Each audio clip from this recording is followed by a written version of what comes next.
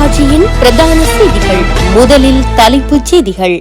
உயர்தரத்தில் 3A பெற்ற யாழிந்து கல்லூரி மாணவன் திடீர் மரணம். கிளிநொச்சியில் பாரிய விபத்து, இளைஞர்கள் 2 ஸ்தலத்தில் பலி. கொட்டி தீர்க்கப் போகும் இடியுடன் கூடிய மழை. யாழில் வாழ்வெட்டு சம்பவம் ஒன்றில் தேடப்பட்டு வந்த முக்கிய சந்தேக நபர் கைது. கனடாவில் ஹோண்டாய் வாகன உரிமையாளர்களுக்கு எச்சரிக்கை. கனடாவில் தமிழ் இனவழிப்பு நினைவு தூபியை சேதப்படுத்திய சிறுவன் மீது வழக்கு பதிவு. கனடாவில் எரிபொருள் வரியை தற்காலிகமாக ரத்து செய்ய கோரிக்கை.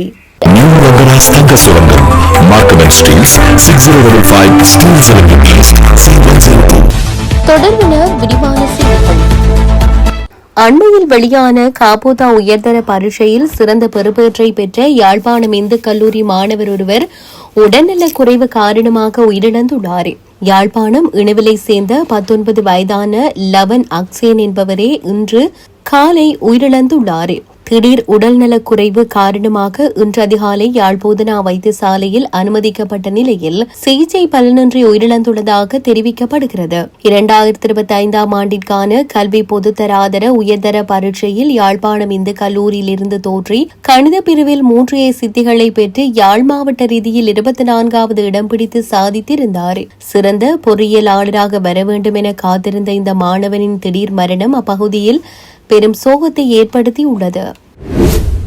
கிளிநொச்சி தர்மபுரம் காவல்துறை பிரிவுக்குட்பட்ட பகுதியில் இடம்பெற்ற விபத்தில் மோட்டார் சைக்கிளில் பயணித்த 2 இளைஞர்கள் உயிரிழந்துள்ளனர். பரந்தன் முல்லைத்தீவு A35 வீதியில் தர்மபுரம் காவல் நிலையத்திற்கு அருகில் நேற்றிரவு குறித்த விபத்து இடம்பெற்றுள்ளது. 10ஆம் வீதியால் சென்று கொண்டிருந்த மோட்டார் கேடர் வாகனத்தின் மீது பின்னால் சென்ற மோட்டார் சைக்கிள் மோதியதில் இந்த விபத்து நிகழ்ந்துள்ளது. இதன்போது மோட்டார் சைக்கிளில் பயணித்த 2 இளைஞர்கள் சம்பவ இடத்திலேயே உயிரிழந்துள்ளனர். இந்த விபத்தில் 19 வயதான ஜெரின் ஹானிஸ்டன் மற்றும் 18 வயதான தியாகராசா விக்னேஸ்வரன் ஆகிய இளைஞர்களே உயிரிழந்தவர்கள் ஆவர். உயிரிழந்த இளைஞர்களின் சடலங்கள் பிரேத பரிசோதனைக்காக கிளிநொச்சி வைத்தியசாலைக்கு கொண்டு செல்லப்பட்டுள்ளதுடன் பிரேத பரிசோதனையின் பின்னர் உறவினரிடம் ஒப்படைக்க நடவடிக்கை எடுக்கப்பட்டுள்ளதாக காவல்துறையினர் தெரிவித்துள்ளனர். குறித்த விபத்து தொடர்பாக தர்மபுரம் காவல்துறையினர் மேலதிக விசாரணைகளை மேற்கொண்டு வருகின்றமை குறிப்பிடத்தக்கது. நாட்டின் பெரும்பாலான பகுதிகளின் பல இடங்களில் பிற்பகல் 1 மணிக்கு பின்னர் மழை அல்லது இடியுடன் கூடிய மழை பெய்யக்கூடும் என வளிமண்டலவியல் திணைக்களம் தெரிவித்துள்ளது. வளிமண்டலவியல் திணைக்களம் இன்று வெளியிட்டுள்ள அறிக்கையில் இதனை தெரிவித்துள்ளது. மத்திய சப்ரஹமுவா, வடமத்திய, கிழக்கு மற்றும் ஊவா மாகாணங்களின் சில இடங்களில் 75 மில்லிமீட்டரிலும் கூடிய ஓரளவு பலத்த மழை பெய்யக்கூடும்.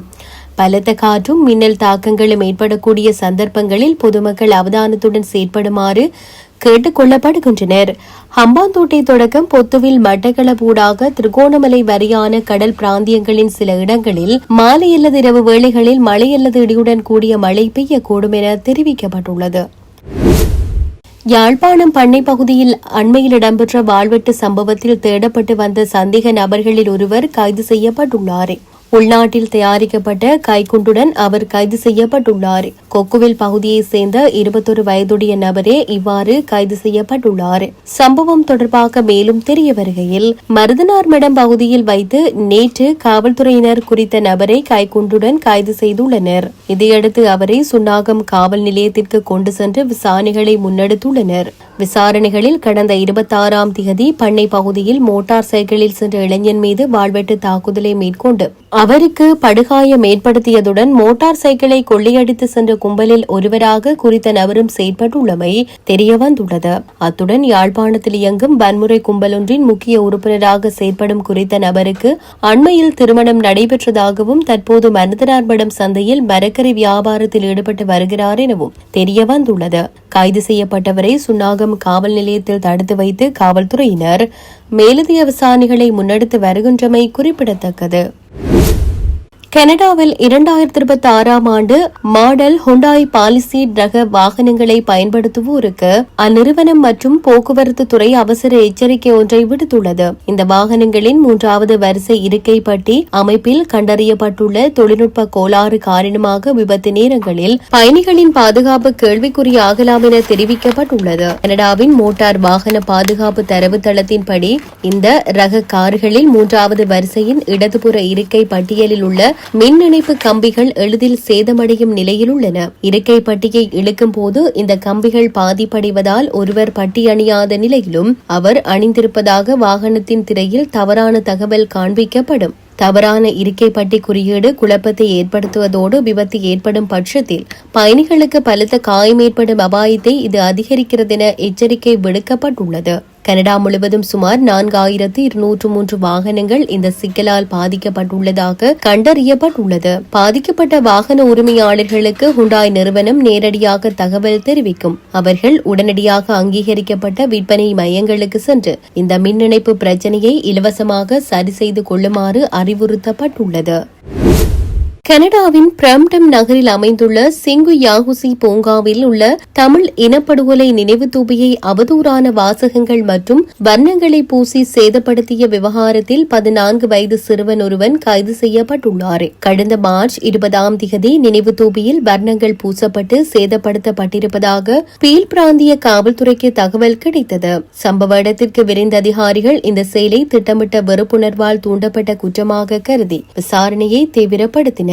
தொடர் விசாரணையின் பலனாக மார்ச் 31 அன்று பிரம்டனை சேர்ந்த 14 வயது சிறுவன் கைது செய்யப்பட்டார். அவர் மீது $5000 அதிகமான மதிப்புள்ள பொது சொத்துக்களுக்கு சேதம் விளைவித்ததாக 2 குற்றச்சாட்டுகள் பதிவு செய்யப்பட்டுள்ளன. இளையோர் குற்றவியல் நீதி சட்டத்தின் கீழ் அச்சிறுவனின் அடையாளத்தை வெளியிட முடியாது என்பது குறிப்பிடத்தக்கது. இதுகுறித்து கருத்து தெரிவிக்கையில், பொது இடங்களை சேதப்படுத்துவதை குறிப்பாக நமது சமூகங்களுக்கு மிகுந்த முக்கியத்துவம் வாய்ந்த நினைவிடங்கள் மீது வெறுப்புணர்வால் நடத்தப்படும் தாக்குதல்களை ஒருபோதும் பொறுத்துக் கொள்ள முடியாது பீல் பிராந்திய காவல்துறை தலைவர் நிஷாந்த் துரியப்பா தெரிவித்துள்ளார். இந்த பிராந்தியத்தில் வாழும் மக்கள் பொது இடங்களில் பாதுகாப்பாக உணர முழு உரிமை பெற்றுள்ளனர் என தெரிவித்துள்ளார். மேலும் குற்றவாளிகளை விரைந்து கண்டறிந்த வெறுப்புணர்வு குற்றத்தடுப்பு பிரிவினருக்கு அவர் தனது நன்றியை தெரிவித்தார். இலங்கையில் தமிழ் மக்களுக்கு எதிராக நடந்த இனப்படுகொலையை நினைவுகூரும் வகையில் இந்த நினைவு தூபி 2025 ஆண்டு மே மாதம் திறக்கப்பட்டது. இது திறக்கப்பட்டதிலிருந்து சில முறை சமூக விரோதிகளால் இலக்கு வைக்கப்பட்டுள்ளது. இத்தகைய சம்பவங்களை தடுக்கவும் கலாச்சார ரீதியாக முக்கியத்துவம் வாய்ந்த இடங்களை பாதுகாக்கவும் பீல் காவல்துறை தற்போது ஒரு சிறப்பு வெறுப்புணர்வு குற்றத்தடுப்பு பிரிவை வலுப்படுத்தியுள்ளது.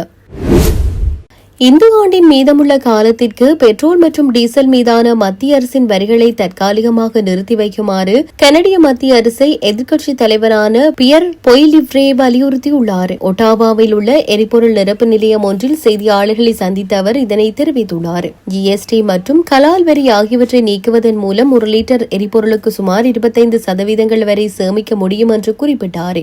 மத்திய கிழக்கில் நிலவும் போர் பதற்றத்தால் உலகளவில் எரிபொருள் விலை உயர்ந்துள்ள நிலையில் தேவையற்ற அரசு செலவுகளை குறைப்பதன் மூலம் இந்த வரிச் சலுகைக்கு தேவையான $5.25 பில்லியன் நிதியை திரட்ட முடியும் என்று அவர் யோசனை தெரிவித்தார்.